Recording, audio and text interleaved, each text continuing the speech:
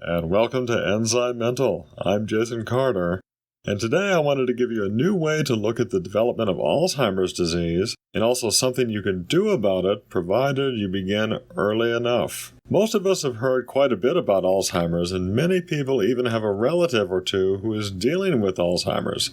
Alzheimer's, as we know, is the most common form of dementia and characterized by an escalation of memory loss. Most Alzheimer's occurs sporadically, with older adults still at the greatest risk of developing the disease. The classic assessment of Alzheimer's usually involves plaque accumulations in the hippocampus, neocortex, and other regions of the brain critical for learning and memory. This theory is known as the Amyloid Hypothesis, and it points to the accumulation of the sticky protein amyloid beta as the primary culprit for the development of Alzheimer's. But this is usually seen in the late stages of the disease. Research is now examining something observed much earlier, which is a significant reduction in degradation of mitochondria in hippocampus cells, which are particularly vulnerable. As you know, mitochondria are the energy furnaces inside every one of our cells. The brain, because of its enormous energy consumption, naturally has more mitochondrial density than most other parts of the body. Mitochondrial function declines as we grow older, and it's further impaired by beta amyloid, and particularly large toxic accumulations of beta amyloid, known as oligomeric amyloid beta, which can actually disrupt the function of mitochondria.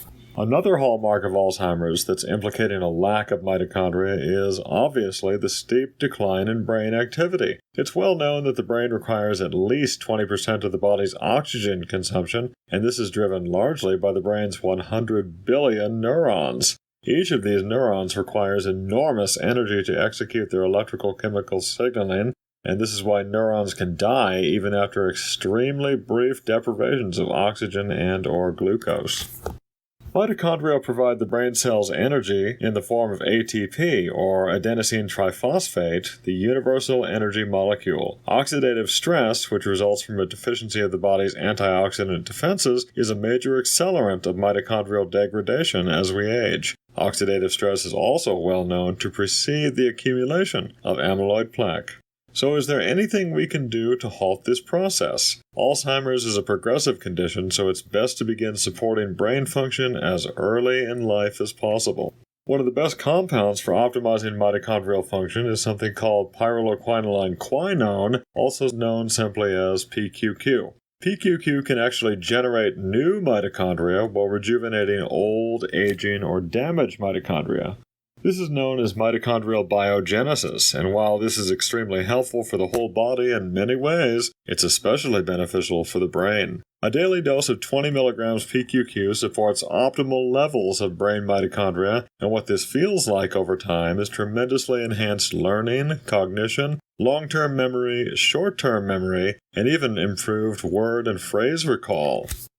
CoQ10 or ubiquinol, both of which boost ATP production and reduce oxidative stress, should be taken in conjunction with PQQ, as each of these naturally enhance the function of the other. Also, PQQ boosts nerve growth factor, which can both protect the brain's delicate neurons and expand their numbers. This factor alone can enhance memory and attention.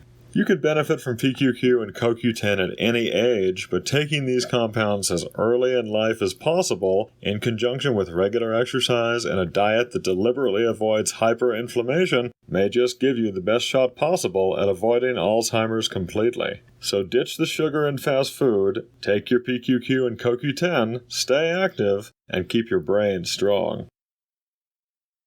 Thanks for watching. I'm Jason Carter, and I'll see you next time on ENZYMENTAL. Stay healthy.